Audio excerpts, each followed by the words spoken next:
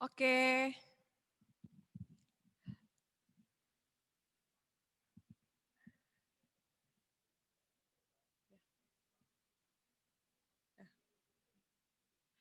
Oke, selamat malam semuanya. Malam Airin. Oke, Malam. malam semuanya. Selamat Malam. datang di acara talk show Malam. perdana yang diadakan oleh Blaze Community. Wah, perkenalkan sebelumnya nama saya Airin. Pada malam hari ini saya akan menjadi host kalian semua. Wah, senang sekali nih bisa hadir bersama saudara-saudari sekalian. Saya mau menyapa dulu nih teman-teman yang ada bergabung bersama kami secara offline. Mana suaranya? Oke. Sekarang untuk teman-teman yang bergabung secara online lewat Zoom, boleh mungkin kasih reaction? Oke. Wah, semuanya sangat antusias sekali ya mengikuti acara pada malam hari ini. Nah, sebelum kita memulai acara malam hari ini, saya akan buka terlebih dahulu dengan doa. Saya akan pimpin doa secara Kristiani. Oke, mari semuanya sama-sama kita berdoa. Tuhan Yesus, terima kasih Tuhan karena Engkau telah boleh memberikan kami hari yang indah Tuhan untuk kami sama-sama boleh berkumpul bersama Tuhan untuk mengikuti acara talk show yang diadakan oleh Blaze Community ya Bapak. Terima kasih ya Bapak, Engkau boleh berikan kami semua kesempatan untuk mengikuti acara ini. Sebentar lagi juga kami akan memulai acara talk show ini. Tuhan kiranya Engkau pimpin supaya dapat berjalan dengan lancar Tuhan. Dari awal pertengahan hingga akhirnya. Tuhan juga kami berdoa Tuhan, kiranya Engkau berkati juga untuk Kak Deborah yang akan menyampaikan materi. Kiranya Engkau berikan setiap dari kami hikmat bijaksana ya Bapak. Supaya kami dapat mengerti apa yang akan disampaikan ya Bapak. Terima kasih ya Bapak, kami serahkan semuanya ke dalam nama-Mu. Kami juga berdoa untuk teman-teman kami yang bergabung bersama kami dengan offline, baik secara online di Zoom di rumah masing-masing ya Bapak. Kiranya Engkau berkati mereka semua, Engkau berkati juga untuk koneksi internet dan teknisnya ya Bapak, supaya kiranya Engkau hindarkan dari kendala ya Bapak. Terima kasih ya Bapak, kami serahkan semuanya ke dalam nama-Mu, dalam nama Tuhan Yesus kami telah berdoa. Amin. Oke. Nah, teman-teman, sebelum kita memulai, jadi udah ada yang tahu belum ya tema hari ini apa? Tema hari ini ialah loneliness versus internet. Nah, sebelum memulai, saya mau membacakan beberapa peraturan terlebih dahulu nih teman-teman untuk kita perhatikan demi kelancaran acara malam hari ini. Oke, yang pertama, teman-teman diharapkan untuk tetap mute mikrofonnya selama penjelasan berlangsung. Lalu, yang kedua, sesi tanya jawab ataupun respons akan dibuka pada pukul 8:05 waktu Indonesia bagian tengah. Apabila ada pertanyaan-pertanyaan ataupun respons dari teman-teman, bisa langsung diajukan di link Slido yang akan dibagikan di chat Zoom. Oke.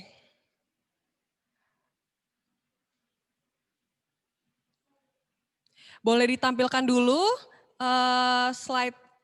Slido-nya.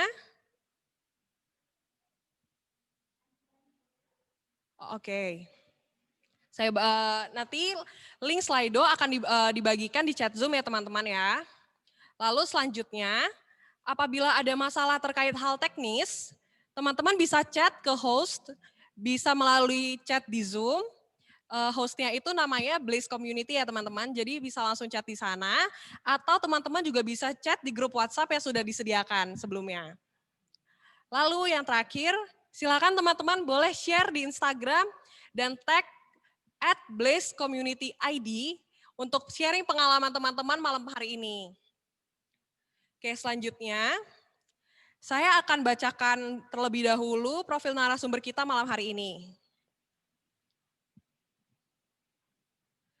Nah, teman-teman, malam hari ini narasumber kita ialah Dr. Tience Deborah Valentina, MA Psikolog, atau yang kita bisa panggil Kak Deborah. Pendidikan yang telah beliau lalui yaitu S1 Psikologi, profesi psikolog, Magister Sains Psikologi, dan S3 Ilmu Psikologi, semuanya dari Fakultas Psikologi Universitas Gadjah Mada. Dan saat ini beliau juga berprofesi sebagai dosen di program studi psikologi Fakultas Kedokteran Universitas Udayana. Nah, mari kita sambut bersama-sama yuk. Halo Kak Deborah, selamat malam. Halo juga. Suara saya jelas kan?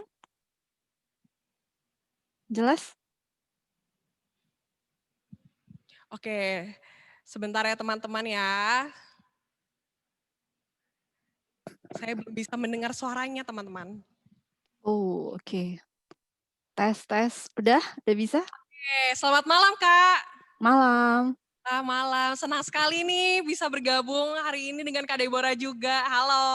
Sama. Senang sekali saya ada hari ini. Nah sekarang lagi di Deg-degan mana? malah. Deg-degan ya. Sekarang lagi di mana nih Kak posisinya? Surabaya. Oke, Surabaya. Wah dari Surabaya loh. Untung sekarang teknologi udah canggih ya. Jadi udah dari Surabaya dan Bali udah tidak ada batasan lagi nih untuk kendala-kendala tersebut. Banget. Nah gini Kak, mungkin teman-teman udah banyak nih yang gak sabaran. Jadi kita mungkin akan langsung masuk aja nih ke topiknya nih. Nah saya akan buka dulu. Jadi sebenarnya kesepian itu apa sih Kak? Dan apa nih relasi antara kesepian dengan internet nih Kak? Nah, ini topik hari ini ya. Nah, saya sambil share screen aja ya. Iya Kak, Jadi silakan. biar teman-teman juga ada gambar yang dilihat gitu loh. Ada gambar yang dilihat. Oke.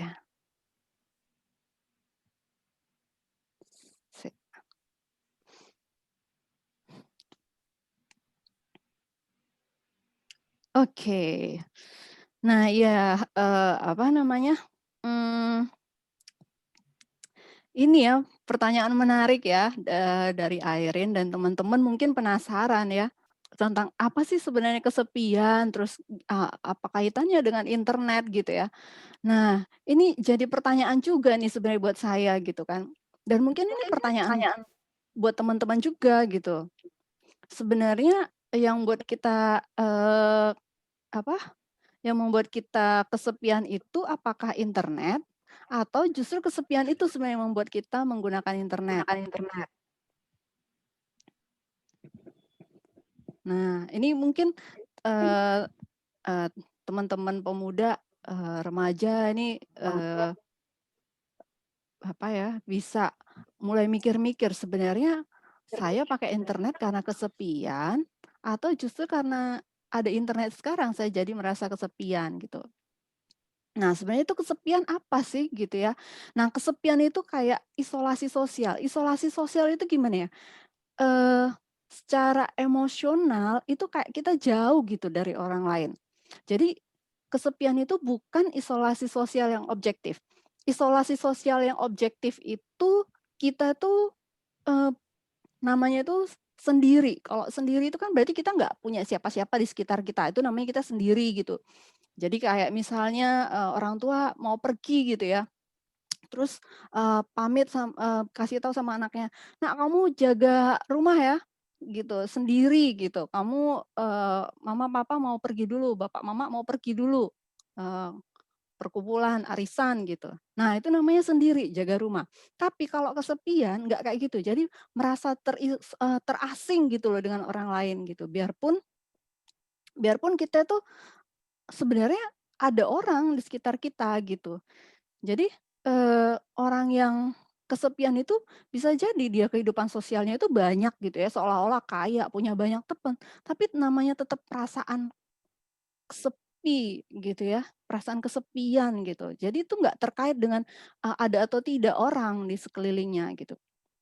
Karena toh banyak juga orang yang, jalanin, hari-harinya sendiri tapi, nggak merasa kesepian gitu ya. Jadi itu yang membuat perbedaan, yang mana yang, kesepian dan yang mana yang, kesendirian gitu. Jadi kesepian itu ya secara psikologis itu perasaan tertekan yang mengikuti persepsi. Jadi kita punya pikiran bahwa kebutuhan sosial kita itu tidak terpenuhi gitu. Kebutuhan sosial kita tidak terpenuhi secara kuantitas atau kualitas.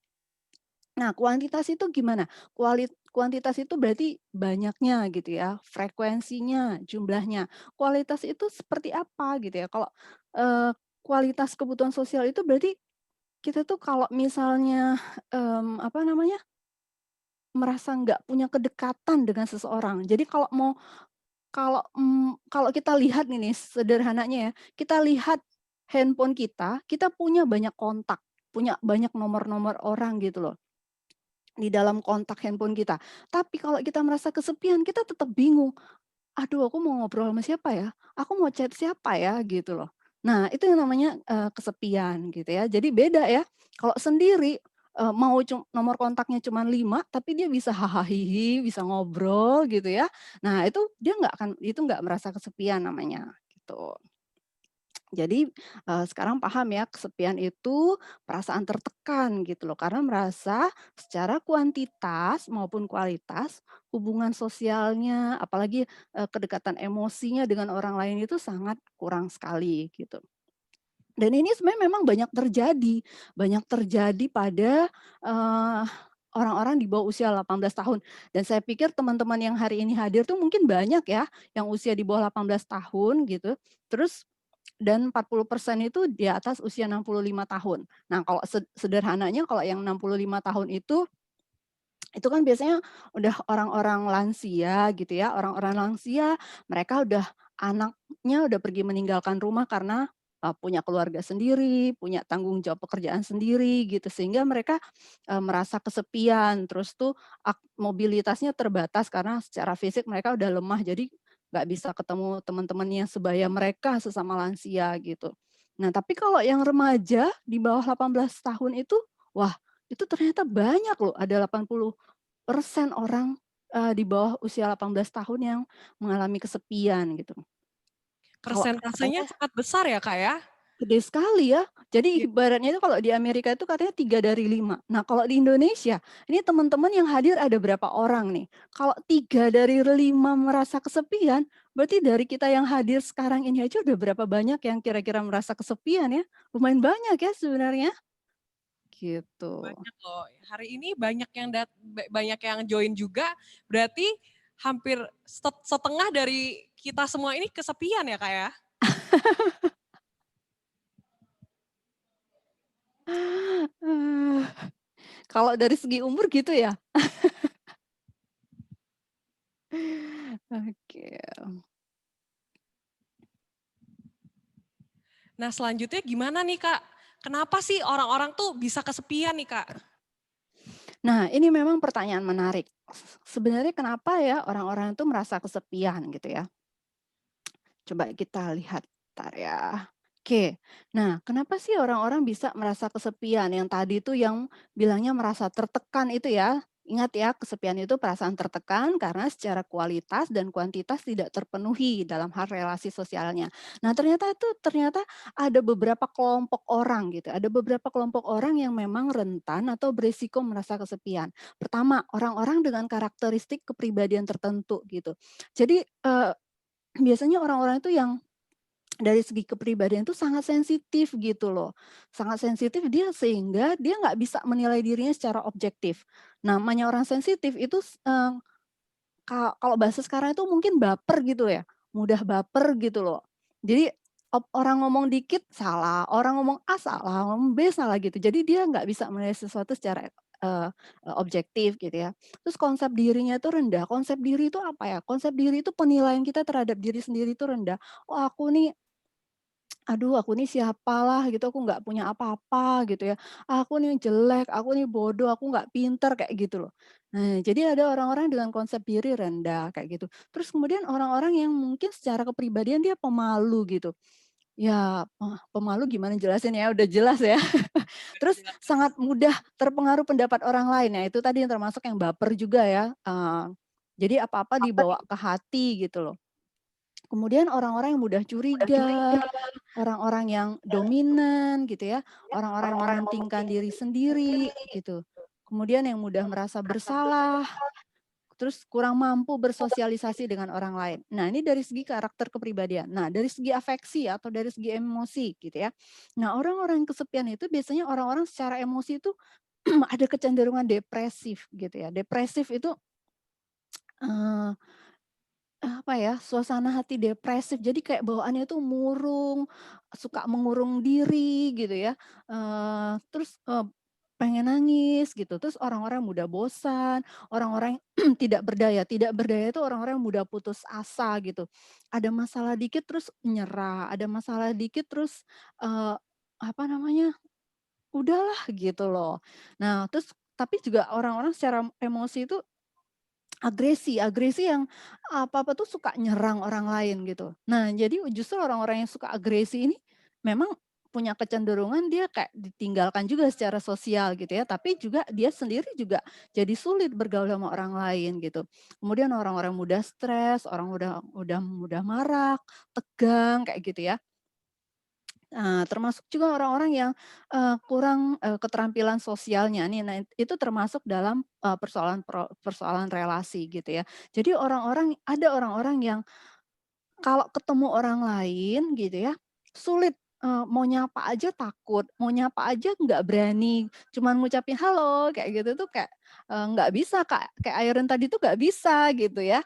Nah, kemudian orang-orang yang merasa, "Waduh, aku nih nggak punya siapa-siapa, aku mau bergabung di kelompok mana, aku nggak punya teman di komunitas apa," kayak gitu. Terus aku merasa orang-orang yang, aku nggak punya dukungan, intimasi, kedekatan emosi gitu ya. Jadi kalau aku mau curhat itu aku nggak tahu mau sama siapa gitu. Kalau misalnya ya mungkin ini bukan generasi teman-teman ya, tapi kalau lagu zaman dulu itu ada A Shoulder to Cry On gitu ya, itu zamannya siapa ya? Mungkin zaman orang tua saya atau zaman saya masih muda kayak gitu ya. Nah itu kalau kurang intimasi itu dia kayak nggak punya tempat, nggak punya a shoulder to cry on gitu. Nah terus kemudian kurang keterampilan komunikasi, terus merasa diabaikan dalam relasi sosial. Jadi kalau dia berada dalam satu kelompok datang gitu ya, tapi terus nggak ada yang nyapa dia gitu. Jadi dia terus merasa tertolak, merasa tidak dicintai, merasa tidak diterima. Nah orang-orang ini rentan sekali merasa kesepian.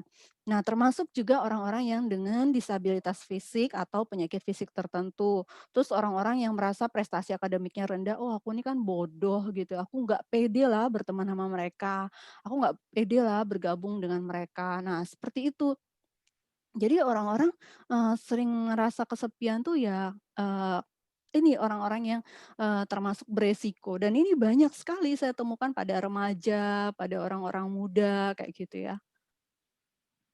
Oke, berarti ini faktor-faktor yang membuat mengapa sih orang merasa kesepian. Nah Kak, kira-kira kalau Nah misalkan orang kesepian itu, apakah kesepian itu sendiri punya dampak ke orang-orang gitu Kak?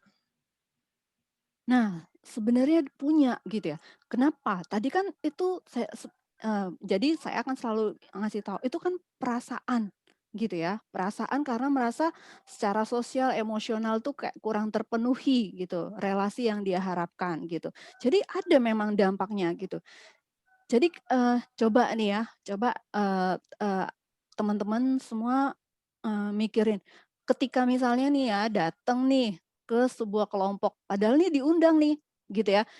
Misalnya nih ya seminar ini tadinya dilakukan offline, toh offline katakanlah di mana ya, misalnya lah di gereja gitu ya, di gereja di ruang ini, di ruang bawah itu ya. Nah terus itu ada teman yang merasa dia, datangnya sendiri, tapi dia pengen banget ngikutin ini gitu kan. Nah terus tuh dia, udah datang ke situ nggak ada yang nyapa, nggak ada yang, apa namanya, nggak ada yang, nanyain gitu, "Halo siapa? Apa kabar?" Gitu, nggak ada yang nanyain. Kira-kira perasaannya gimana kalau seperti itu? Nah gimana secara emosi apa yang dia rasakan gitu ya. Jadi pasti rasanya sakit banget kan, sakitnya di mana? Sakitnya tuh di sini ya kan, sakitnya di hati gitu ya. Nah, jadi orang yang kalau bayangkan orang yang udah mudah sakit hati, apa yang terjadi?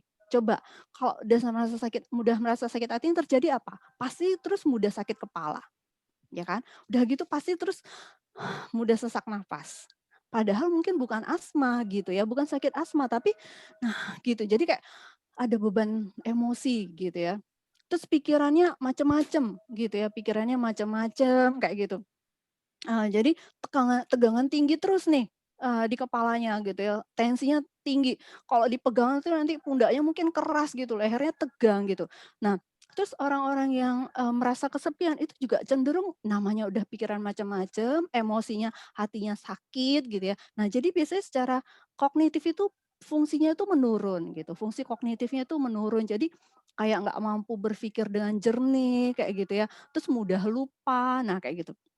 Nah, kemudian banyak lagi ya yang, jadi, apa ya, dampaknya kayak gitu. Jadi ada termasuk perubahan dari struktur otak. Nah, otak itu kan, kalau bagian depan itu pusat berpikir gitu ya. Nah, nanti ada pusat emosi juga. Nah, itu bisa rusak semuanya gitu loh. Yang berpikir, membuat keputusan itu bisa rusak. Emosi itu juga bisa, rusak gitu. Nah, biasanya orang-orang seperti inilah yang juga rentan, apa, ketergantungan, drugs kayak gitu ya, ketergantungan rokok, minum, nah kayak gitu. Dan yang mungkin yang paling parah itu depresi, nanti depresi bisa putus asa, bunuh diri kayak gitu ya. Itu penelitian saya seperti itu gitu. Nah itu dampaknya ternyata memang, cukup berat kayak gitu. Wah, berarti dampaknya sendiri itu bisa pada fisik dan pada mental kita juga ya, Kak? Mungkin di sini Banget. teman-teman pasti tidak menyangka nih, oh ternyata, efek kesepian itu, dampak kesepian itu bisa sampai mempengaruhi fisik kita loh, gitu. Tuh. Nah, berarti, kalau misalkan begitu, apakah dampak, kita mungkin masuk ke apakah dampak internet itu sendiri bagaimana, Kak, begitu pada orang-orang yang kesepian nih? Nah iya, jadi memang, dari penelitian yang saya baca, itu memang orang-orang yang kesepian karena dia merasa nggak punya temen gitu ya, punya nomor kontak banyak tapi nggak ada yang bisa yang dia nggak merasa ada yang nyaman untuk dia hubungi. Nah, ini memang orang-orang yang cenderung jadinya menggunakan internet itu, berlebihan gitu. Kenapa? Karena dia jadinya, apa namanya, ingin berusaha mengatasi kesepiannya itu gitu, sehingga dengan, melakukan penggunaan internet gitu. Nah, tapi ternyata penggunaan internet itu sendiri ketika pada orang-orang yang kesepian, ingat ya, pada orang-orang yang kesepian gitu, terus dia menggunakan internet secara berlebih, nah itu ternyata beresiko juga untuk mengalami depresi gitu justru kondisinya justru akan, lebih parah gitu ya. Justru kondisinya lebih parah gitu. Nah, jadi kalau dari ada nih beberapa jurnal ya, riset yang saya baca gitu ya, katanya memang ketika internet digunakan untuk meningkatkan hubungan yang sudah ada dan menjalin hubungan sosial baru, itu berarti penggunaan internetnya itu berguna gitu ya, berguna untuk mengatasi kesepian. Nah, tetapi ketika teknologi sosial itu penggunaan sosmed, Instagram, Twitter, Facebook, Line, dan lain-lain ya, gitu ya, digunakan untuk keluar dari dunia sosial dan menarik diri dari interaksi sosial yang penuh penderitaan, karena dianggapnya penuh penderitaan interaksi sosial itu ya. Nah, itu justru perasaan kesepiannya justru akan semakin meningkat gitu. Nah, jadi itu justru, dampaknya justru, lebih, berat gitu ya. Nah, di sisi lain memang kesepian itu menjadi penyebab orang berinteraksi dengan dunia digital, ini yang tadi saya katakan ya, gitu. Karena, eee, dia merasa tadi itu, nggak terpenuhi secara kuantitas dan kualitas untuk aktivitas sosial offline atau ketemu dengan orang lain gitu. Jadi komunikasi online itu Prozac. Prozac itu obat yang, kayak menimbulkan kesenangan gitu loh, kegembiraan gitu. Nah, jadi menganggap bahwa komunikasi online itu sesuatu yang menyenangkan gitu buat dia gitu. Nah, Kak, berarti apakah dari hasil temuan penelitian ini, jadi apakah orang-orang kesepian itu berarti nggak boleh main internet nih, Kak? Nah, sebenarnya, eee, serba salah ya, dilema ya. Jadi sebenarnya baiknya gimana gitu ya. Jadi memang ada dilema. Jadi dari penelitian yang saya baca tahun 2009 itu, memang individu yang tidak memiliki keterampilan sosial offline, jadi keterampilan sosial bertemu langsung dengan orang lain, itu dia bisa mendapatkan keuntungan dari interaksi online gitu. Tapi juga mereka bisa menderita akibat yang lebih negatif sebenarnya gitu. Loh, kenapa sih mereka bisa menderita akibat yang lebih negatif? Nah, nanti di ending bukan di ending, nanti di akhir-akhir akan ada saya singgung, tapi salah satunya gitu, salah satunya yang bisa kita lihat adalah ketika orang sebenarnya banyak yang nggak bisa secara, apa namanya, offline memiliki keterampilan sosial yang baik, eee, kesulitan mengekspresikan pikiran perasaannya, di dalam bahasa tertulis juga, itu juga jadi, orang-orang yang rentan mengalami bullying. Nah, sekarang itu kan banyak ya cyberbullying ya, gitu ya. Nah, jadi, bisa menderita akibat yang lebih negatif gitu. Nah, terus, orang-orang yang kesepian juga, eee, sulit gitu ya, ketika dia sulit menjaga, interaksi sosial dalam kehidupan nyata, ternyata mengatur penggunaan internet mereka juga sulit gitu. Jadi ini, memang serba salah gitu ya. Nah, sehingga, dia justru akan menambah masalah dalam hidupnya gitu.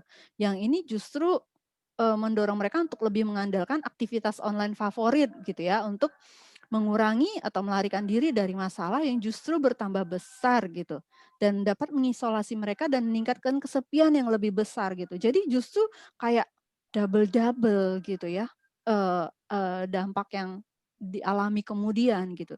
Jadi pada satu sisi dia merasa nyaman karena, "Oh bisa nih, berinteraksi dengan teman-teman, karena aku kalau ketemu langsung kayak nggak nyaman," gitu ya. Ya udahlah pakai sosial media, tapi ternyata ada dampak-dampaknya juga kayak gitu, interaksi dalam, sosial media gitu. Oke, jadi baiknya bagaimana nih Kak untuk teman-teman, untuk orang-orang yang merasa kesepian gitu dalam kita menjelajahi internet gitu Kak? Nah, eee, begini, internet sekarang, orang nggak mungkin hidup tanpa internet, gitu ya. Nah, Ponakan-ponakan saya, itu bisa pinter bahasa Inggris itu dari usia 2 tahun, 3 tahun tuh dari internet, gitu. Nah, gitu ya. Jadi nonton YouTube kayak gitu kan, yang bahasa Inggris. Kok dia udah pinter bahasa Inggris, kita terkaget-kaget, yang udah tua aja nggak pinter-pinter, gitu ya. iya. Nah, jadi apa yang sebaiknya dilakukan? Nah, Eee, kita perlu menggunakan waktu dengan bijaksana. Tadi kan ada ya, di penjelasan tadi sebelumnya dikatakan bahwa seringkali orang yang kurang pinter mengatur, waktu dalam relasi sosial offline ternyata juga kurang bijaksana dalam mengatur penggunaan waktu, untuk online gitu. Sehingga kita perlu menggunakan waktu dengan bijaksana. Kita perlu belajar untuk mengelola kegiatan kita setiap hari gitu. Kalau saya pribadi misalnya nih saya kasih contoh, agenda saya sampai akhir tahun itu udah jelas gitu. Jadi, udah saya list gitu, saya selalu buat list ke agenda apa aja gitu ya. Misalnya kalau sekarang yang pasti agenda mengajar dari sampai akhir tahun itu udah ada. Materi ngajar saya yang untuk bulan November, saya udah buat dari sekarang gitu ya. Jadi kita harus belajar menggunakan waktu dengan bijaksana. Kemudian gunakan waktu untuk berinteraksi dengan orang lain tuh secara offline.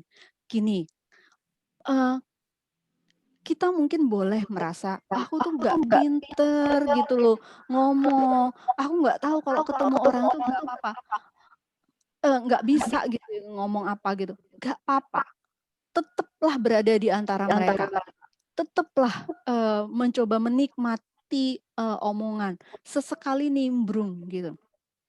Kalau mau jujur, saya juga sebenarnya dulu tuh bukan orang yang pinter, secara sosial, gitu ya. Saya pribadi tuh kadang merasa di keramaian itu, aduh nggak pede, nggak nyaman gitu. Takut dilihatin dari atas sampai bawah, dikomentari jerawatnya, kayak gitu ya.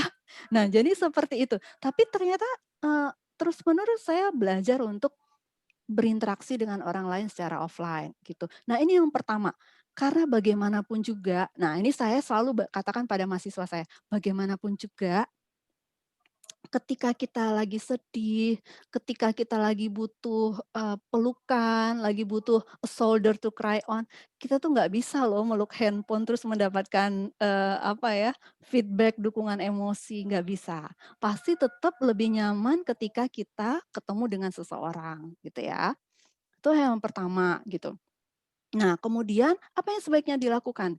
Gini, ada salah satu tokoh psikologi yang bilang, apa yang kita pikirkan itu akan mempengaruhi perasaan kita, lalu mempengaruhi perilaku kita. Nah, ingat baik-baik ya, yang kita pikirkan mempengaruhi perasaan kita, lalu mempengaruhi perilaku kita.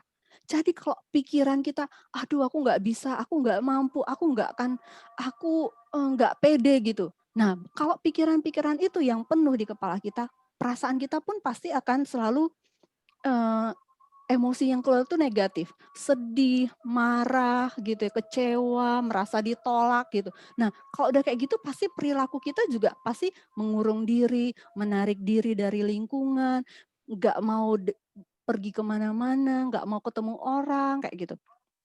Tapi coba, coba kita belajar memikirkan hal-hal yang positif.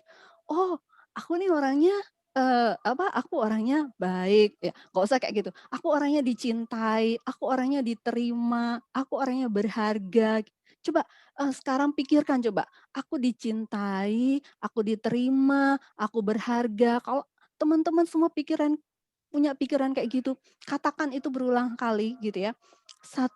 Setiap hari bangun tidur katakan itu, "Aku berharga, aku dicintai," gitu. "Aku berarti, hidupku berhargi." Pasti perasaannya juga positif gitu. Kalau kita merasa dicintai, perasaannya gimana? Pasti rasanya berbunga-bunga kan? Terus Ya, pasti ketika orang perasaannya berbunga-bunga, seneng gitu, perilakunya kira-kira seperti apa? Nah, pasti dia kayak energik, mau melakukan apa aja tuh semangat gitu ya. Bersih-bersih rumah tuh semangat gitu. Belum disuruh ibunya ngerjakan sesuatu, "Iya deh, sabar Bu, tenang, itu pasti beres," gitu. Lalu padahal mamanya langsung bingung, "Oh, emang mama udah nyuruh apa? Oh iya ya, belum ya?" gitu. Tapi itu jadi perilakunya tuh jadi positif gitu. Nah, jadi sebaiknya coba belajar memikirkan hal-hal yang positif supaya perasaan kita positif, perilaku kita juga positif gitu ya. Nah, berarti apalagi yang sebaiknya dilakukan? berarti Heeh kuncinya heeh, ada di gimana mindset, Kak, akhirnya? ya? Berarti kuncinya itu ada di Yes, gitu mindset ya, ya? pikiran. Ya, pikiran. Jadi, belajar memikirkan hal-hal yang positif tentang diri sendiri terutama, tentang diri sendiri ya, gitu ya. Jadi kalau mungkin ada istilahnya sekarang tuh positive self talk gitu ya, jadi bicara hal-hal positif tentang diri sendiri kepada diri sendiri, gitu ya. Aku cantik, aku berharga, aku tampan, aku istimewa, kehidupanku berharga gitu. Pasti perasaan kita juga akan positif gitu ya. Maka perilaku kita juga pasti akan positif gitu. Nah, apalagi sih yang sebaiknya dilakukan gitu. Kalau penggunaan sosial media itu tujuannya untuk pererat pertemanan. Ingat ya, mempererat pertemanan, bukan untuk mencari teman baru. Nah, kenapa saya katakan kayak gitu? Kebetulan saya belajar psikologi forensik gitu ya, psikologi forensik kenapa sih kok, ada banyak berita-berita kriminal, eee eee, si anu, eee ya maaf ya ini saya yakin adik-adik di sini sudah agak udah remaja ya. Oh si anu ketemu dengan ini terus, ada pelecehan seksual di sana gitu ya, ada pemerkosaan mungkin atau bahkan yang lebih buruk kayak gitu ya. Ya me me mengambil nyawa seseorang. Dan itu coba kalau kita perhatikan, itu seringkali terjadi itu ketemu temen ketemu orang baru di sosial media, gitu. Sehingga kalau saya belajar psikologi forensik, itu kita selalu tekankan kepada remaja-remaja itu pererat pertemanan melalui media sosial, tapi bukan mencari teman baru, gitu. Bukan mencari teman baru. Kalau saya pribadi ya, kalau mau jujur, ada 500 lebih permintaan pertemanan saya nggak confirm sampai sekarang. Nggak kenal tuh siapa gitu ya. Nah, jadi saya memang, belajar untuk, "Oh iya, nggak kenal kok," gitu, "ngapain?" gitu ya. Jadi bukan untuk mencari teman baru, tapi pererat pertemanan gitu ya. Jadi ingat ya adik-adik ya, teman-teman. Nah, apalagi yang sebaiknya dilakukan? Sekarang ini orang yang bisa menguasai internet itu orang yang bisa menguasai dunia katanya sekarang, gitu ya. Jadi, apa yang sebaiknya dilakukan? Manfaatkan internet untuk belajar keterampilan baru, keterampilan IT, coding ya, sekarang itu tren istilah coding, big data gitu ya, itu mungkin loh se-Christian paham banget itu, gitu ya. Saya juga nggak terlalu paham, tapi pernah belajar gitu ya. Orang yang menguasai big data katanya orang yang akan, bisa ngomong apa aja tentang dunia ini gitu. Keterampilan memasak, keterampilan desain ruang, make up, mengelola keuangan dan lain. Itu di internet tuh ada semuanya. Kita tinggal, ketik apa yang keywords yang mau kita cari, kita bisa belajar apa aja. Termasuk saya belajar Zoom, belajar pakai Google Classroom gitu ya. Itu dari mana? Ya dari internet, dari Om YouTube gitu ya, dari Om Google kayak gitu. Nah, jadi manfaatkan internet untuk belajar keterampilan baru gitu. Itu penting sekali gitu ya. Semakin kita terampil pasti kita akan lebih, banyak melakukan, hal-hal positif dalam hidup kita gitu. Terus menjadi magister lewat pendidikan online gitu ya. Artinya kita kita jangan menyerah, "Oh aku cuman pendidikannya cuman tamat SMP, oh aku cuman tamat SMA," gitu. Jangan, nggak usah berpikir begitu. Hari gini itu banyak orang itu jadi sarjana itu dari ini kok, dari pendidikan-pendidikan online. Gak usah merasa minder, tapi belajar banyak itu yang pendidikan-pendidikan gratis gitu ya. Nih, ini saya mau ngasih contoh, ini, mungkin teman-teman belum pernah dengar ini ya, ada namanya Prof. Doktor Insinyur, Eko apa namanya, eee, Eko apa sih namanya?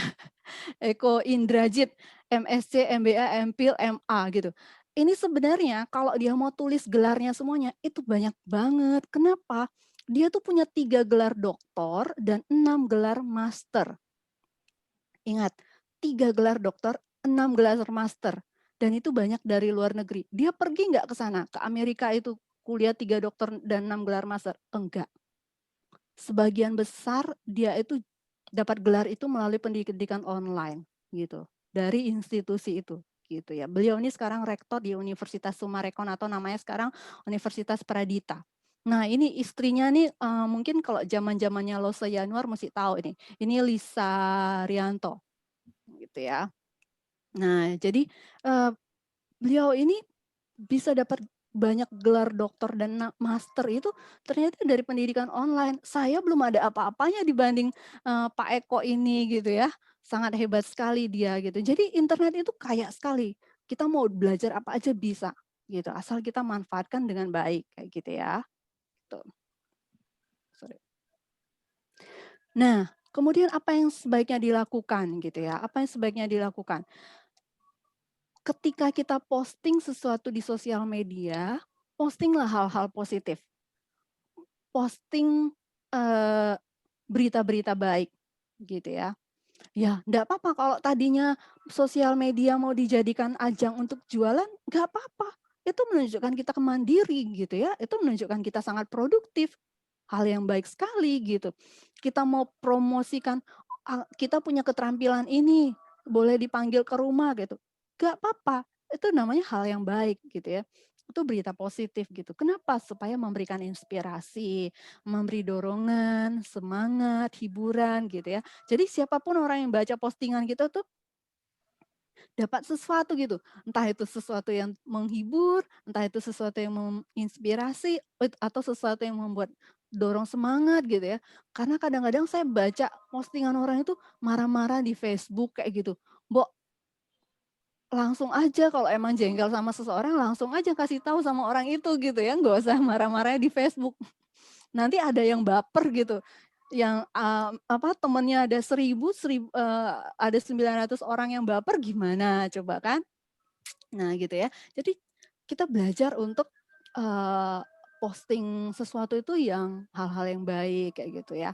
Nah mungkin itu beberapa hal yang, bisa, saya bagikan gitu ya buat teman-teman hari ini gitu ya. Eee, jadi, saran saya ayo bagaimana kita bisa mengelola perasaan kesepian dan, menggunakan internet itu dengan bijaksana kayak gitu ya. Mungkin itu, Kak Airin. Oke, terima kasih banyak loh Kak untuk penjelasannya Kak. Sekarang mungkin kita akan langsung masuk ke Q&A dulu. Saya lihat sih sepertinya sudah banyak pertanyaan yang masuk nih Kak. Boleh ditampilkan?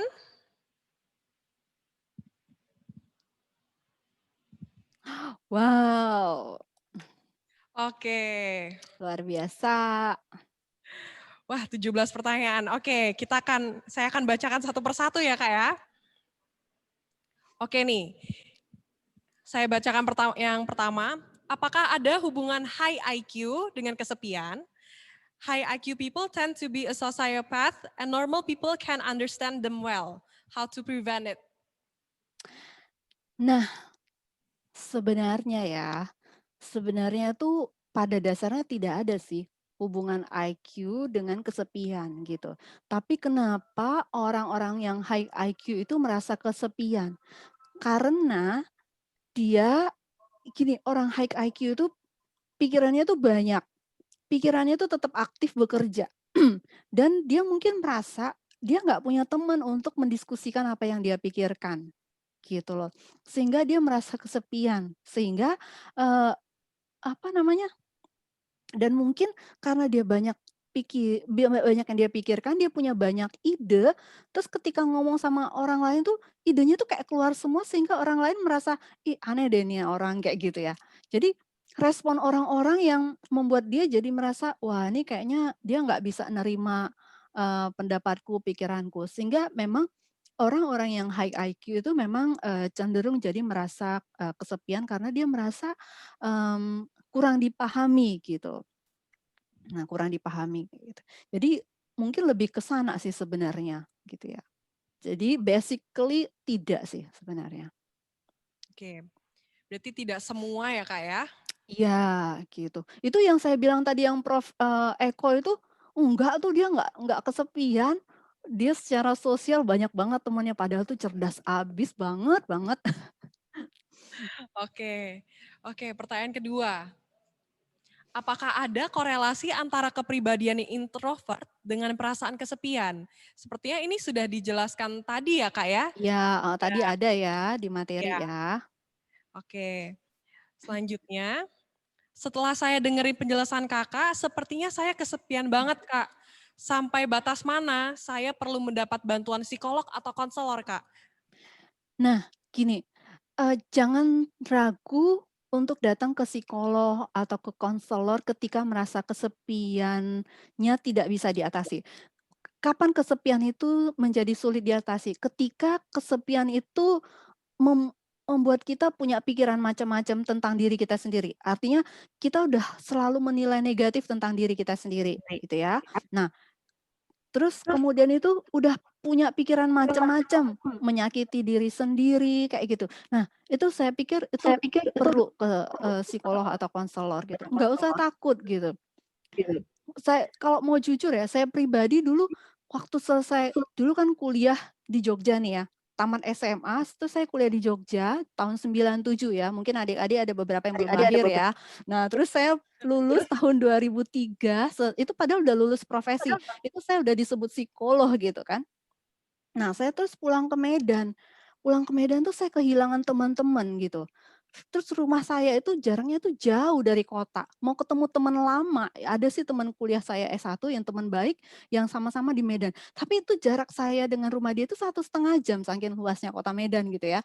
Nah, jadi saya merasa kesepian.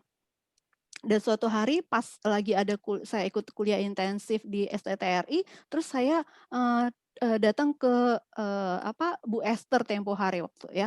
Nah, terus saya kasih tahu tentang diri saya, "Apa sih yang terjadi?" Terus Bu Esther cuman bilang, "Kamu tuh merasa kesepian, nggak punya teman." Nah, saya jadi tahu apa yang terjadi pada diri saya gitu.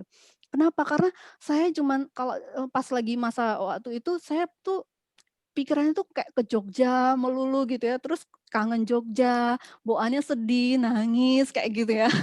Karena apa? Nggak ada temen gitu. Ya saya bekerja, tapi ya itu rumahnya jauh, mau pergi ke komunitas mana seperti itu. Jadi saya datengin konselor gitu, dan itu membantu saya untuk memahami apa yang terjadi gitu.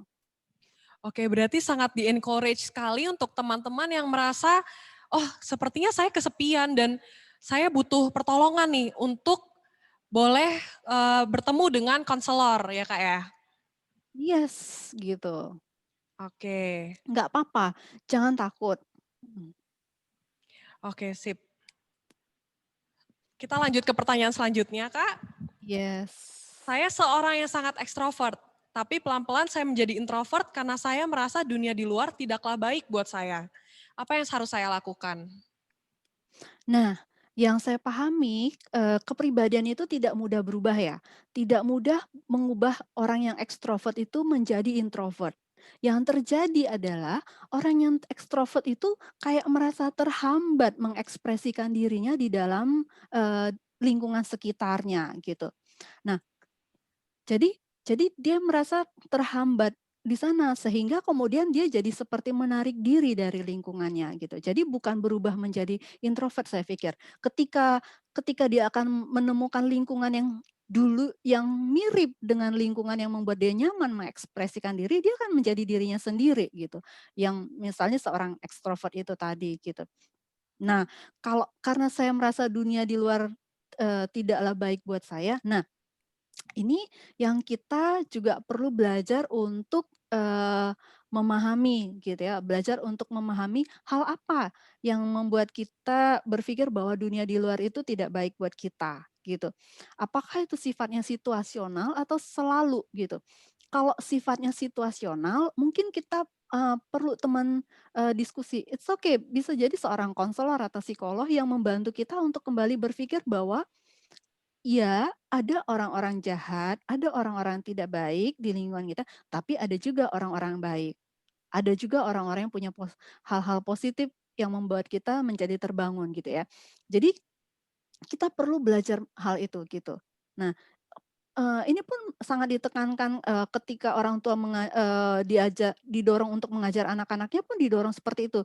Ajarkan pada anak-anak bahwa ada orang yang tidak baik sekitar kita, sehingga itu kita perlu waspada.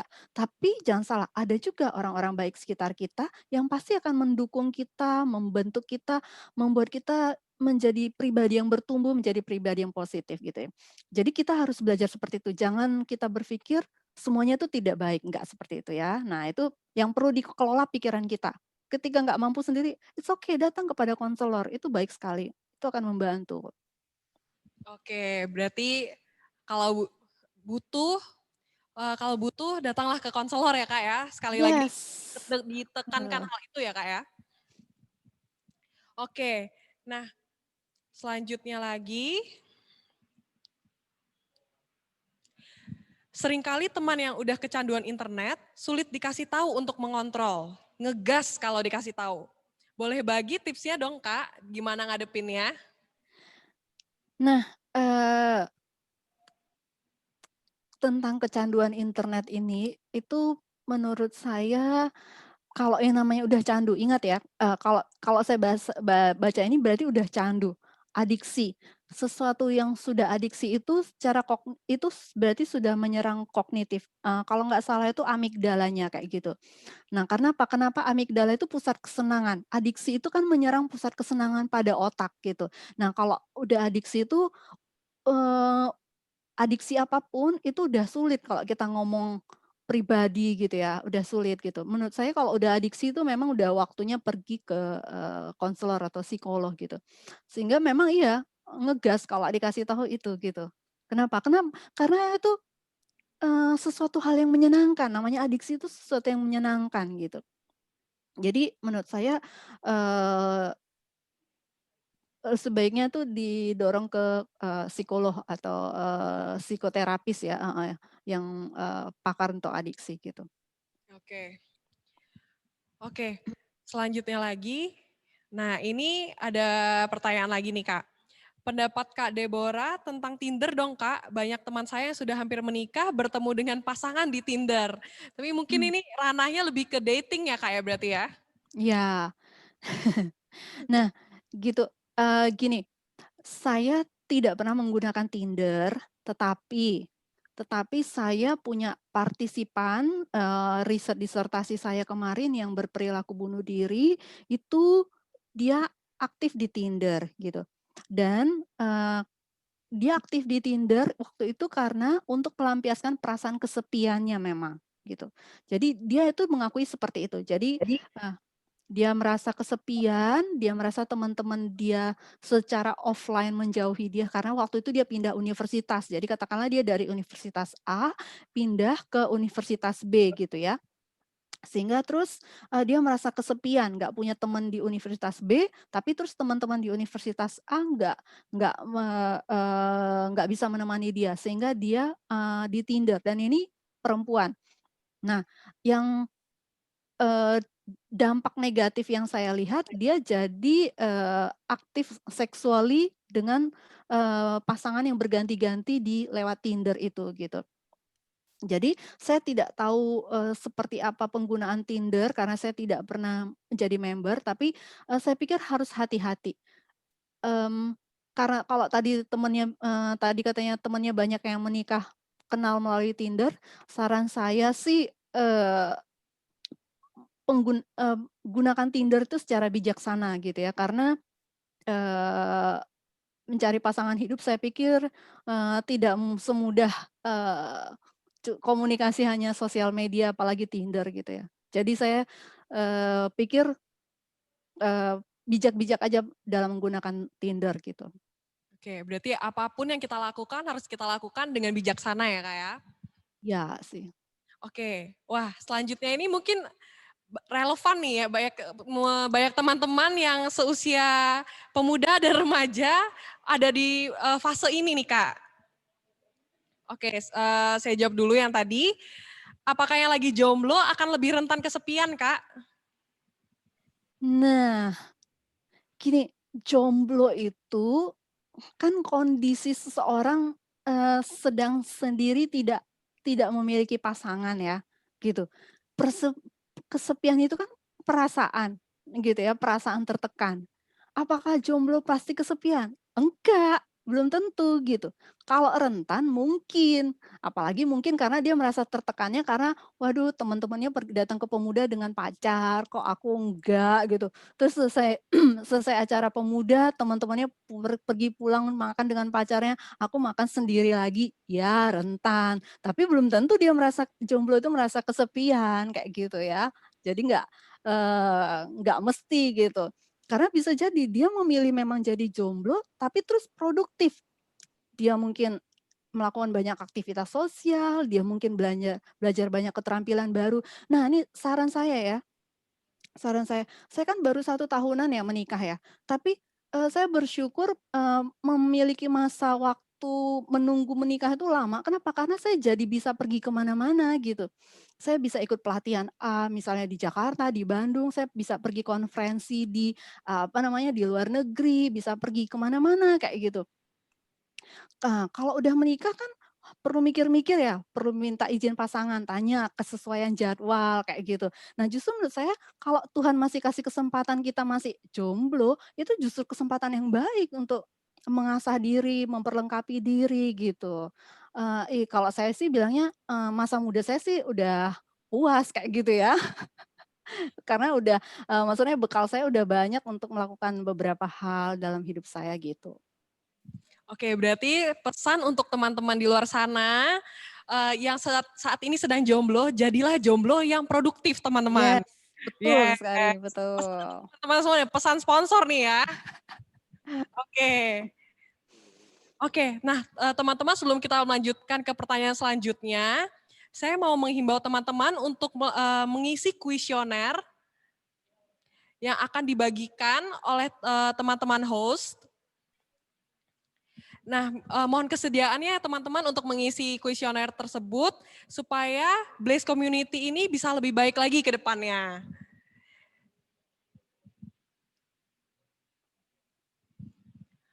Oke, kira-kira mengisinya mungkin 1 sampai 2 menit, nggak nyampe mungkin ya. Sementara itu kita lanjut lagi ke pertanyaan selanjutnya. Oke, selanjutnya ya Kak ya. Apakah ada Oke. pengaruh antara low self esteem dengan loneliness? Ya, tadi itu sepertinya sudah saya jelaskan ya, yang karakteristik kepribadian. Jadi orang-orang yang merasa harga dirinya rendah itu mereka memang lebih rentan merasa kesepian karena mereka jadi, aduh aku nggak pede, aduh aku nggak berani ke sana, aduh aku nggak mau lah ngubungin dia, aduh aku takut, jadi kayak gitu. Jadi orang-orang low self esteem itu biasanya bahasanya seperti itu, sehingga mereka lebih rentan merasa kesepian. Yes. Oke, selanjutnya. Setelah saya pikir sepertinya papa dan mama saya yang membuat saya kesepian. Mereka selalu merasa benar dan otoriter. Bagaimana caranya bicara sama mereka? Nah, gini, saya punya pengalaman, mendampingi dulu mahasiswa-mahasiswa saya gitu ya, kalau kita mengatakan papa mama saya yang membuat saya merasa kesepian gitu, kalau kita ngomongin itu ke orang tua, pasti orang tua merasa marah dong. Kenapa? Karena dia merasa disalahkan gitu ya, kayak gitu. Nah, saran saya ketika kita menyampaikan itu kepada mereka, kita sampaikan apa yang kita rasakan. Jadi tidak menghakimi mereka, tidak menyalahkan mereka gitu. Jadi bahasanya itu, eee, "Mah, aku tuh, sebenarnya pengen ngomong ini, bisa nggak aku minta waktu 1 menit, 2 menit untuk didengerin?" Gitu. Atau gini, eee, "Mah, aku, punya pemikiran ini, bisa nggak ada waktu untuk 1 menit, 2 menit kita diskusi?" Gitu. Memang masa remaja itu yang idealnya itu memang adalah orang tua itu perlahan-lahan eee melepaskan ketergantungan anak gitu. Artinya orang tua sebenarnya idealnya itu harusnya memberikan kesempatan pada anak untuk mandiri dalam hal berpikir, kemudian dalam hal, eee, apa, memikirkan masa depannya, mencari solusi-solusi ketika dia ada masalah, tapi juga menyediakan diri sebagai teman untuk diskusi. Nah, memang ini yang banyak saya temukan, menjadi persoalan di dalam, keluarga. Kenapa? Karena orang tua masih menganggap, anaknya yang udah remaja itu masih seperti anak-anak. Kalau anak-anak iya bener, orang tua itu memegang kontrol itu 100%, tapi kalau udah remaja sebenarnya Sebenarnya memang memang idealnya itu, udah mengurangi kontrol orang tua sehingga, anak remaja itu perlahan-lahan mulai mandiri gitu ya. Nah, jadi saran saya sampaikan apa yang kamu rasakan, sampaikan apa yang kamu pikirkan, sampaikan apa yang kamu inginkan. Sehingga mereka orang tua tidak merasa di-judge, dihakimi, disalahkan kayak gitu. Nggak ada orang tua yang mau disalahkan gitu ya. Sesalah-salahnya orang tua nggak ada yang mau disalahkan kayak gitu.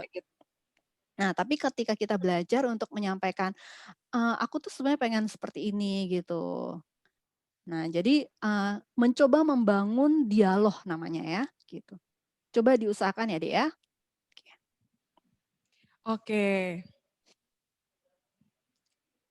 Oke, kita masuk ke pertanyaan selanjutnya. Apakah kita tidak boleh merasa kesepian?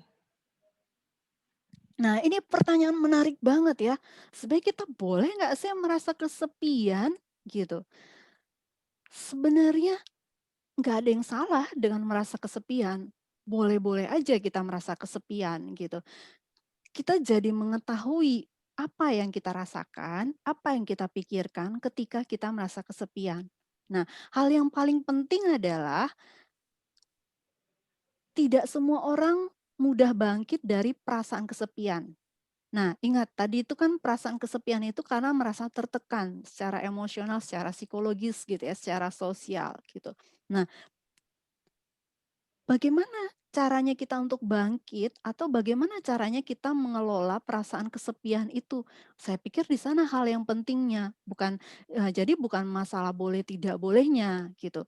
Justru kalau dalam ilmu psikologi itu kita kita tahu ya namanya emosi. Nah, ada emosi marah, ada emosi sedih, ada emosi kecewa gitu ya, ada perasaan kesepian, ada perasaan jengkel, itu fine-fine aja, itu sangat nature banget, itu alamiah banget kita alami gitu. Nah, tapi yang penting adalah bagaimana perasaan-perasaan itu bisa kita kelola dengan baik. Sama seperti kita mengelola perasaan marah, begitu juga kita harus belajar untuk mengelola perasaan kesepian gitu. Kan nggak mungkin amarah itu kita luapkan sesuka hati di berbagai tempat. Nah, begitu juga perasaan kesepian. Nah, bagaimana supaya kita bisa mengelola, perasaan itu dengan baik gitu. Oke, berarti kesepian itu masih manusiawi ya Kak ya? Banget, sebenarnya iya gitu. Yang penting kita tidak tinggal di dalam itu, sehingga kemudian malah semakin membuat kita mengasihani diri, malah semakin membuat kita menarik diri, seperti itu ya. Nah, jadi yang penting kita bisa mengelolanya dengan baik, gitu. Oke, selanjutnya bagaimana dengan bermain game? Apakah bermain game dapat menghilangkan kesepian atau malah menyebabkan depresi? Nah, eee, ini tadi yang saya katakan, pada salah satu bagian itu, menggunakan waktu dengan bijak. Nggak ada yang salah dengan bermain game. Nah, tapi masalahnya berapa lama yang kita alokasikan waktu kita untuk bermain game dalam satu hari? Apakah itu kemudian menghambat kita melakukan berbagai aktivitas produktif lainnya? Gitu.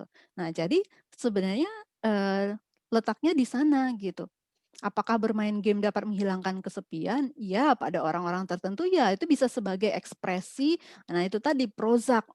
Membuat senang, membuat gembira gitu, tapi bisa jadi menyebabkan depresi. Saya pernah, diwawancara wartawan Tribun beberapa tahun yang lalu, bermain game, ada jenis-jenis game tertentu itu bahkan yang bisa, mendorong seseorang itu melakukan, perilaku-perilaku negatif gitu ya. Ini para gamer itu pasti tahu nih jenis game-nya, saya nggak tahu gitu. Kalau yang saya main game itu waktu, stres-stresnya ngerjakan skripsi, tesis dulu itu yang main game yang cuman yang bola-bola itu, apa ya,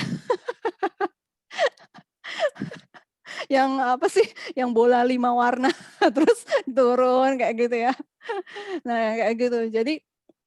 Jadi pahami juga game apa yang, kalian mainkan, karena ada game-game tertentu yang justru mendorong untuk, melakukan perilaku-perilaku yang menyakiti diri sendiri atau menyakiti orang lain. Karena saya waktu itu, juga mengatakan, bermain game tertentu, jenis game tertentu itu bisa menyebabkan orang, bunuh diri, gitu.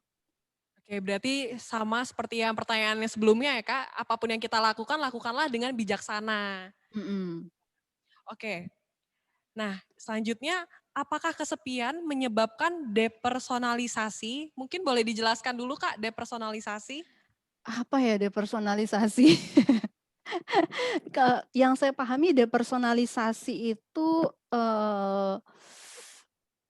itu kayaknya kalau nggak salah tentang perubahan, kepribadian ya.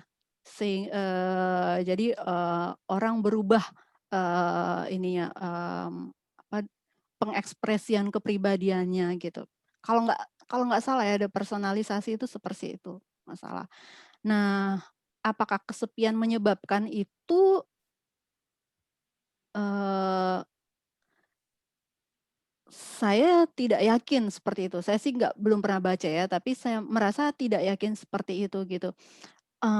Kenapa? Karena kesepian itu tadi seperti yang saya katakan di awal, itu kan karena dia merasa terhambat secara ekspresi emosi, relasi sosial, intimasi seperti kayak gitu. Tapi ketika dia berada di tempat yang tepat, dia harusnya, tidak, berubah kayak gitu. Oke, baik. Nah, sebelum masuk ke pertanyaan selanjutnya, Kak, saya mau mengingatkan lagi untuk teman-teman untuk boleh mengisi kuesionernya bagi yang belum. Oke, link kuesioner ada di chat di Zoom ya, teman-teman ya, boleh sambil diisi juga. Oke, masuk ke pertanyaan selanjutnya. Bagaimana jika saya tidak punya teman offline maupun teman sosial media, hanya punya teman dalam game? Nah, ini dia, gitu. Saya tidak yakin kalau kita itu tidak punya teman offline gitu ya. Nah, mungkin itu hampir sama pertanyaannya dengan yang berikutnya, bagaimana jika teman offline saya tidak satu frekuensi dengan saya, agak nggak nyambung gitu ya katanya gitu. Nah, jadi sebenarnya yang terjadi itu menurut saya di situ. Kita merasa kita nggak punya teman offline yang satu frekuensi, yang kalau bahasanya itu nyambung, diajak ngomong apa aja nyambung kayak gitu. Eee Nah, jadi saya pikir, persoalannya itu di sana gitu. Nah, saya pun tidak yakin gini, relasi itu sifatnya dua arah gitu. tidak bisa satu arah. Seringkali kenapa kita bilang teman nggak ada satupun yang nyambung, bisa jadi salah satu faktor, ingat salah satu ya, bukan berarti semuanya. Salah satu faktornya itu juga adalah diri kita. Diri kita dalam hal apa? Mungkin diri kita juga tidak belajar untuk memahami cara berpikir dia, orang itu. Sehingga kita merasa orang itu nggak bisa memahami kita, gitu. Nah, padahal relasi itu dua arah. Harusnya tarik-menarik gitu kan. Itu yang namanya kita bilang nyambung, klop kayak gitu. Nah, kalau bagaimana supaya kita punya teman yang nyambung, maka kita harus belajar untuk memahami juga cara berpikir orang itu, memahami apa yang dia rasakan gitu ya, sehingga orang itu juga bisa mencoba memahami kita. Seringkali yang terjadi adalah kita berharap dipahami, kita berharap dimengerti, tapi kita mungkin kurang memiliki keterampilan emosi atau keterampilan sosial untuk memahami orang lain. Nah, saran saya ini yang kita perlu pelajari, belajar untuk memahami juga orang lain gitu. Nah, itu namanya termasuk dalam keterampilan sosial, keterampilan komunikasi kayak gitu. Itu ada di sana gitu ya. Nanti mungkin Blast Community bisa apa nih memfasilitasi untuk bagaimana workshop keterampilan komunikasi, keterampilan apa namanya sosial gitu ya. Nah, jadi saran saya di sana gitu. Nggak mungkin. Kalau Tuhan aja bilang, setiap manusia itu berpasangan, artinya, itu bukan hanya, berbicara tentang pernikahan aja menurut saya. Berarti kalau dalam pernikahan aja ada, dalam relasi sosial juga ada secara umum gitu. Pasti kita punya teman gitu. Hanya mungkin kita belum menemukan karena kita mungkin juga keterampilan untuk memahami sudut pandang orang lain itu masih masih kurang gitu ya, dan itu yang perlu kita, tingkatkan. Oke, kita lanjut lagi. Apa mungkin orang-orang yang suka caper, cari muka, baik online maupun offline, itu salah satu dampak dari kesepian? Ya, itu bisa jadi sih, karena yang namanya dampak ya bisa ya. Oke. Oke. Mhm. Lalu, Kak, apakah ada upaya atau cara agar kita nggak merasa kesepian lagi, walaupun udah punya banyak teman? Oke, gini, sekarang ini, situasi dunia ini lagi membutuhkan banyak pertolongan. Orang-orang sekitar kita lagi butuh banyak pertolongan. Bagaimana supaya kita nggak merasa kesepian? Kita bisa loh melakukan hal-hal yang positif. Sekarang itu lagi banyak kelompok-kelompok kecil, komunitas-komunitas kecil itu yang membantu, orang-orang tertentu, gitu. Kayak misalnya teman saya tuh di Jogja, dia bikin kayak model cantelan. Cantelan itu dia bungkus makanan kecil-kecil gitu ya, yang boleh ngambil sebebas-bebasnya gitu ya. Artinya masing-masing orang ngambil satu, tapi siapa aja boleh, terutama orang yang nggak mampu, kayak gitu. Ada juga komunitas yang jadi itu mungkin hanya sekelompok orang, nggak banyak gitu ya, mungkin 4 5 orang gitu, tetapi kemudian mereka ini termasuk orang-orang yang peduli pada, kucing dan anjing yang ada di jalanan, kayak gitu. Nah, jadi bagaimana supaya kita nggak merasa kesepian? Lakukan sesuatu yang produktif, gitu. Cari beberapa orang temen yang tadi satu frekuensi misalnya ya, atau yang punya, kesamaan minat, nggak usah, sama-sama minat, sama-sama punya hobi yang sama misalnya, "Yuk kita melakukan ini yuk," gitu. Nah, itu saya pikir adalah hal yang positif kayak gitu. Jadi, eee, saya kemarin itu melakukan riset disertasi itu saya melihat, kenapa orang, mereka sampai punya kecenderungan menyakiti diri sendiri. Di sana juga ada perasaan kesepian. Apa yang mereka lakukan mengatasinya itu? Ada satu, partisipan saya, eee eee, yang remaja itu, terus dia ikut komunitas yang memberi makanan, kucing dan anjing liar di jalanan gitu. Nah, itu membuat dia punya perasaan bermakna. Ada satu yang, punya, kepedulian pada anak-anak yang tinggal di panti asuhan, kayak gitu. Jadi dia, ya datang ke panti asuhan gitu ya, dia menghibur anak-anak itu di sana dengan beberapa orang temannya gitu. Tapi seperti itulah. Jadi coba lakukan hal-hal yang, positif kayak gitu. Oke, berarti dengan cara kita bergabung dalam sebuah komunitas itu adalah salah satu cara untuk membantu kita ya Kak ya? Yes, banget banget. Oke, sip. Selanjutnya, apakah kesepian juga bisa dipengaruhi oleh keadaan? Karena yang sebelumnya bisa pergi dengan bebas bersama teman-teman, saat ini harus di rumah saja. Berarti ini related ya ke teman-teman semua saat ini ya Kak, di masa-masa pandemi sekarang ini. Iya, itu memang bisa dipengaruhi keadaan. Tetapi ingat, seberapa besar keadaan itu mempengaruhi kita, itu kontrolnya sebenarnya ada di dalam diri kita. Itu ada pada kita.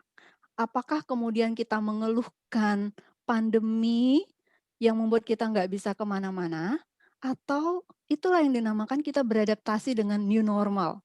Ini loh situasi normal kita sekarang dan kita nggak bisa prediksi berapa lama gitu ya. Tapi karena kita nggak bisa prediksi berapa lama, apa nih yang bisa kita lakukan bersama teman-teman secara online misalnya gitu ya. Dan sekarang ini kan adalah kesempatan yang misalnya kesempatan belajar tentang bagaimana mengelola kesepian, tentang penggunaan internet. Nah, ini kan ada hal yang positif yang, kita lakukan bersama gitu. Nah, apalagi yang bisa dilakukan gitu dengan di rumah aja gitu ya. Nah, kalau kemarin tuh ada yang lagi tren yang bikin apa, nanam-nanam gitu ya, yang bikin di dalam ember itu nanam lele tapi terus di atasnya ada, apa namanya, kangkung kayak gitu. Jadi masih ada loh yang bisa kita lakukan positif gitu ya. Nah, jadi sebenarnya, itu tadi, kontrolnya itu terhadap, segala sesuatu dari lingkungan itu, dari sekitar kita itu ada pada kita gitu, dan jangan biarkan itu mempengaruhi kita gitu. Maka kita harus belajar memikirkan hal-hal yang positif, supaya kita punya perasaan positif, maka perilaku kita pun akan positif, tuh. Oke, siap. Nah, selanjutnya, keluarga menanyakan kabar bila membutuhkan sesuatu, tapi tidak pernah datang ketika dibutuhkan. Apakah perlu saya komunikasikan tentang sikap mereka? Nah, eee, perlu gitu ya, perlu saya bilang perlu, tapi seringkali cara kita mengkomunikasikannya itu yang, bisa berefek domino gitu. Kalau kita cara bertanyanya itu, dengan nada yang baik gitu ya, eee, itu akhirnya efeknya akan positif. Tapi kalau kita, ngomongnya itu, "Tuh kan pas lagi perlu, nanya-nanya, pas lagi nggak butuh, nggak pernah," kayak gitu ya. Nah itu kan udah, membuat orang merasa, dihakimi gitu. Nah, kalau misalnya dulu tuh atau suka sama adik saya dulu ya, eee terus atau dulu pas saya zaman-zaman kuliah gitu, dulu kan masih pakai telepon umum ya tahun 97, halo adik-adik yang belum lahir ingat ya, dulu masih ke wartel. Sekarang mungkin kalian nggak tahu wartel itu seperti apa ya, gitu. Nah itu, mama saya tuh nelpon saya terus, bilang, "Oh gimana, eee, nggak pernah lagi nelpon ke rumah? Aman di sana?" Gitu kan. Padahal itu kan maksud mama saya, kok kok kita orang tuanya yang di sini, pas anaknya lagi butuh duit bulanan aja ditelepon gitu ya, pas lagi nggak butuh nggak ditelepon. Nah, jadi sebenarnya cara kita menyampaikan itu adalah hal yang pentingnya gitu. Kalau kita mengatakan, perlu nggak? Ya perlu aja gitu kan. Namanya, keluarga. Keluarga itu adalah, satu kelompok, ini ya, itu bukan cuman relasi, sekelompok orang, tapi di sana ada ikatan emosi gitu, ada pertalian darah gitu. Pasti setiap orang itu rindu untuk memiliki relasi yang dekat dengan hangat dengan keluarganya, dan itu memang tidak mudah dibangun gitu. Nah, kalau saya tuh kadang-kadang dulu ya, itu suka iseng aja nanya sama adik-adik saya, "Eh, kok nggak pernah sih kabarku ditanya?" gitu, "Mbok ditanya," gitu ya. Nah, kayak gitu. Jadi, eee, cara kita bernanyanya itu yang, mungkin perlu dikelola bagaimana supaya ditangkap dengan baik oleh orang lain gitu. Oke, baiklah. Nah, selanjutnya, apakah dengan berpacaran dapat menghilangkan kesepian? Nah, itu tentu jawabnya tidak. Ingat, Mmm, pacaran atau tidak pacaran, kesepian itu adalah perasaan di dalam diri, gitu. Apalagi zaman sekarang, gitu ya, saya dengan, suami saya Mas Firman, itu ketika kami lagi bersama, itu ketika kami dulu, belum nikah, ketika kami lagi bersama, itu kami nggak pernah megang handphone, gitu, tidak pernah megang handphone. Nah, tapi seringkali kami mengamati orang-orang pacaran, kadang saya heran, pacaran, makan bareng, update status, tapi sibuk dengan handphonenya masing-masing. Jadi cuman kayak foto, "Yuk yuk foto selfie-selfie," gitu ya. Nah, update status gitu, tapi terus nggak menikmati waktu bersama, pasangannya itu, nggak mendiskusikan berbagai hal dengan pasangannya itu, gitu. Jadi hanya untuk memenuhi sosial medianya, terus kemudian membalas komen-komen, lupa kalau dia makan sama pacarnya, gitu ya. Jadi ingat, berpacaran atau tidak itu tidak akan menghilangkan rasa kesepian. Karena itu, kesepian itu adalah perasaan yang sangat subjektif sekali, gitu. Jadi, jangan berpikir ya, adik-adik jangan berpikir cari pacar hanya untuk mengatasi kesepian, tidak ya. Tidak saya sarankan gitu ya. Oke, mendingan jadi jomblo yang produktif ya Kak berarti ya? Yes, gitu. Berpacaranlah ketika memang kalian siap untuk berpacaran. Oke, teman-teman saya sekali lagi mengingatkan untuk teman-teman boleh mengisi kuesioner yang dibagikan di chat Zoom. Bagi teman-teman yang sudah mengisi, terima kasih. Dan bagi teman-teman yang belum mengisi, diharapkan untuk bisa mengisi ya teman-teman. Oke, kita lanjut ke 3 pertanyaan terakhir ya Kak ya. Oke. Oke, apakah akurat mendiagnosa diri sendiri dengan berbagai perasaan seperti kesepian, kesedihan, dan lain-lain?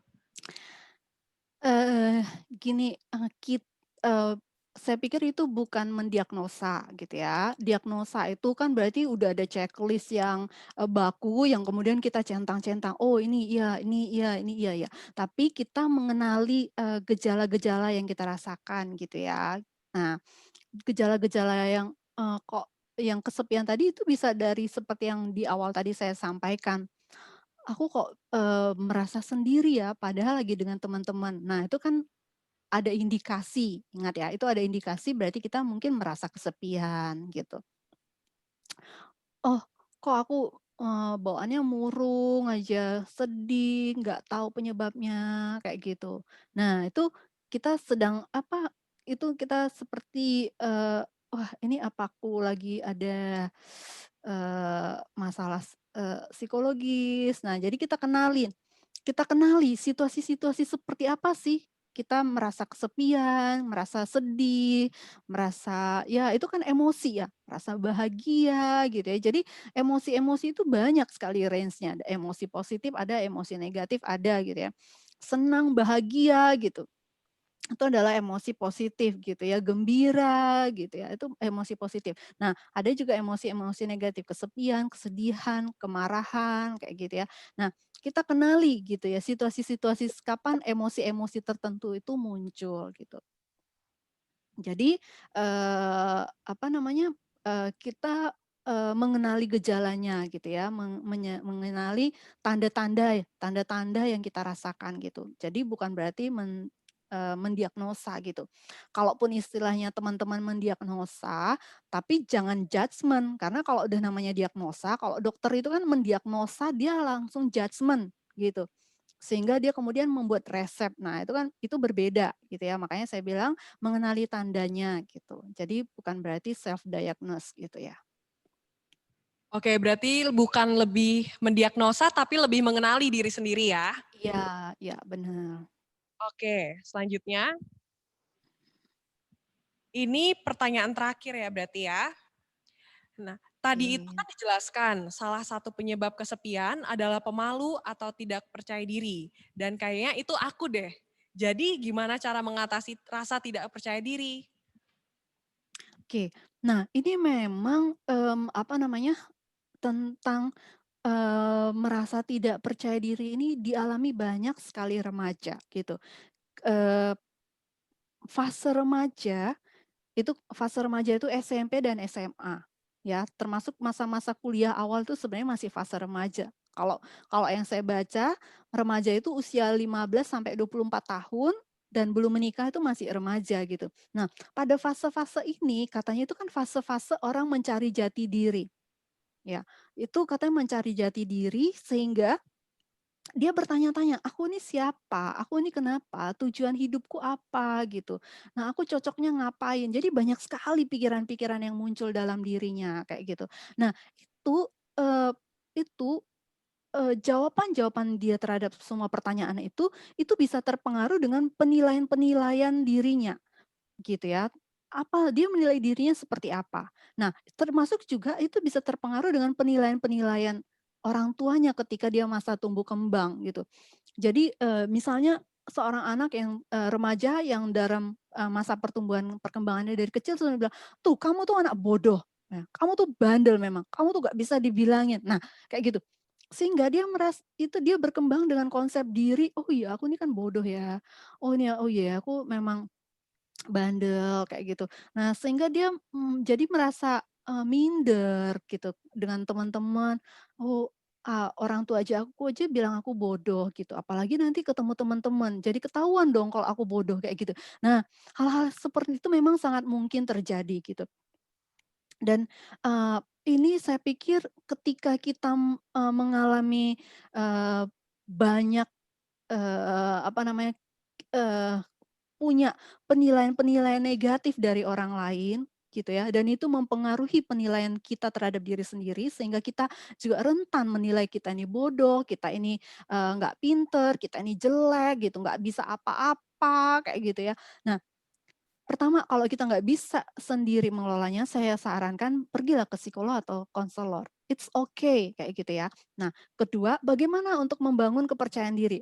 Pertama, kita harus belajar mengampuni orang-orang, perkataan-perkataan, situasi-situasi di masa lalu yang telah menyakiti hati kita, gitu. Ingat, orang, situasi, gitu ya, pengalaman-pengalaman. Jadi segala sesuatu yang terkait di masa lalu itu, kita harus belajar berdamai dulu dengan itu. Nah, kemudian seperti yang tadi itu, kemudian kita belajar mengatakan positive self talk katanya sekarang ya. Belajar memikirkan hal-hal positif, mengatakannya setiap hari. Jadi kita harus belajar katakan pada diri Kak, "Aku berharga, aku dicintai, aku berarti," kayak gitu. 3 hal itu aja diucapkan setiap hari, saya yakin itu akan membangun emosi kita lebih positif sehingga kita perilakunya pun lebih positif. Apa petunjuk perilaku kita positif? Kita jadi lebih pede, mau menghubungi teman tuh kita udah nggak takut lagi.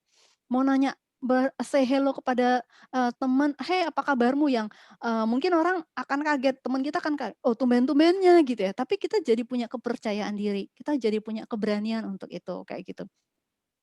Jadi it's okay. Nah, jadi memang ada banyak peristiwa dalam pengalaman hidup kita itu membangun kita menjadi orang yang tidak pede, membangun kita jadi punya penilaian negatif tentang diri kita. Nah, itu kita memang harus bereskan itu dulu. Nah, kemudian kita belajar memasukkan hal-hal positif, mengatakan hal-hal positif kepada diri kita tentang diri kita, kayak gitu ya. Nah, saya berharap kita semua jadinya semakin, membangun konsep diri yang baik, perasaan berharga diri yang positif tentang diri kita sendiri. Dan kita nggak selalu bisa sendiri gitu dan, apa namanya, kita boleh datang kepada orang yang kita percayai, konselor, psikolog yang kita percaya itu bisa dapat membantu kita gitu. Mungkin itu yang bisa saya sampaikan. Oke. Nah Kak, untuk penutup nih Kak, mungkin ada closing statement dari Kak Deborah? Saya persilakan. Nah, itu kayaknya kalau yang saya tangkap dari pertanyaan-pertanyaan tadi, memang lebih banyak justru konteksnya tentang kesepian ya, daripada tentang penggunaan internet itu sendiri gitu. Dan, eee, pertama saya mau mengatakan bahwa kesepian itu adalah perasaan yang sangat, apa namanya, manusiawi gitu. Nggak pernah tidak ada seorang pun di dunia ini yang tidak pernah mengalami kesepian gitu. Siapapun pasti pernah mengalami kesepian gitu. Itu yang pertama. Kedua, perasaan kesepian itu kadang membawa kita justru kepada pikiran-pikiran atau perasaan-perasaan yang lain yang lebih negatif lagi. Nah, agar tidak sampai ke sana, maka kita perlu belajar mengelola, eee, si perasaan-perasaan kesepian kita itu, gitu ya. Kita perlu mengenali kapan sih aku merasa kesepian gitu ya, sehingga kemudian kita, eee, mengelola, "Oh, ternyata aku pas kesepian itu pas lagi habis berantem sama temenku. Oh, aku merasa kesepian itu habis aku WA temanku dan nggak dibalas, dibaca doang tapi nggak dibalas gitu. Terus aku merasa kesepian banget rasanya kayak gitu. Nah, jadi kita kenali, kapan sih situasi-situasi yang membuat kita merasa kesepian gitu ya, sehingga kita kemudian mengelola. Ketiga, belajar memikirkan hal-hal positif seperti yang saya katakan tadi ya, belajar memikirkan hal-hal positif tentang diri kita sendiri. 3 hal tadi, saya berharga, saya dicintai, saya berarti gitu ya. Nah, sehingga apa, ketika kita belajar mengatakan hal-hal positif, perasaan kita pun pasti akan positif gitu. Perilaku kita pun akan positif. Kita jadi tidak akan mudah, eee, apa, terpengaruh dengan pandangan-pandangan orang. Istilahnya kita nggak mudah baper gitu loh. "Alah kamu gini," gitu. Nah, kita jadi nggak mudah baper ketika dibilang orang seperti itu. Kenapa? Karena kita sudah merasa, kita sudah membangun perasaan berharga, kita sudah membangun konsep diri yang lebih positif, kayak gitu. Mungkin itu yang bisa saya sampaikan kepada teman-teman yang hari ini bisa join. Oke, sebelum mengakhiri saya ingatkan sekali lagi untuk teman-teman yang belum mengisi kuesioner, silakan diisi ya teman-teman. Oke, sekarang oke Kak. Oke, sebelumnya saya mengucapkan terima kasih banyak ya Kak untuk Kak Deborah, untuk kesediaan waktunya, dan atas penjelasan materi yang sangat baik, lalu pertanyaan-pertanyaan yang sudah dijawab dengan singkat, padat, dan jelas sekali nih Kak. Sama-sama, terima kasih juga. Terima kasih kepada Kak Deborah, mungkin boleh kasih reaction-nya thumbs up. Rame ya di sana, ternyata rame sekali. Oke. Nah, saya juga mengucapkan terima kasih untuk teman-teman yang sudah mengikuti, sudah bergabung bersama dengan kami, baik yang offline. Yang offline mana suaranya? Wah, rame ya. 1.000 orang di sini, Kak. Wah, seru sekali. Oke, nah untuk teman-teman yang bergabung melalui online yang ada di rumah, melalui Zoom, saya juga ucapkan terima kasih banyak karena sudah meluangkan waktunya bersama dengan kami. Nah, sebelum ditutup, saya mau mengajak teman-teman untuk kita sama-sama mengabadikan momen ini ya, teman-teman ya. Kita akan foto bersama. Teman-teman, silakan nyalakan videonya. Halo semuanya yang ada di rumah.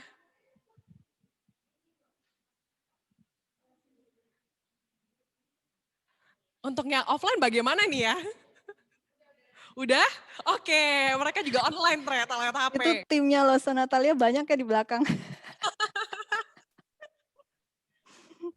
Oke, silakan dinyalakan teman-teman videonya. Ya, 10 detik kira-kira saya tunggu, kalau yang mau ngalis 5 detik silahkan. Oke, saya minta tolong untuk host, boleh ambil gambarnya. Oke, saya hitung ya. Sudahkah? Oke, masih ada teman-teman yang belum menyalakan video. Boleh dinyalakan teman-teman. Wah, ini saya lihat banyak ya teman-teman, ada yang dari ada yang rumah, ada yang dari Jakarta. Ada Cekiko dari Bogor. Tania Jakarta. Wah. Oke, kita akan ambil ya foto bersama kita. Saya hitung 1, 2, 3 ya teman-teman. 1, 2, 3.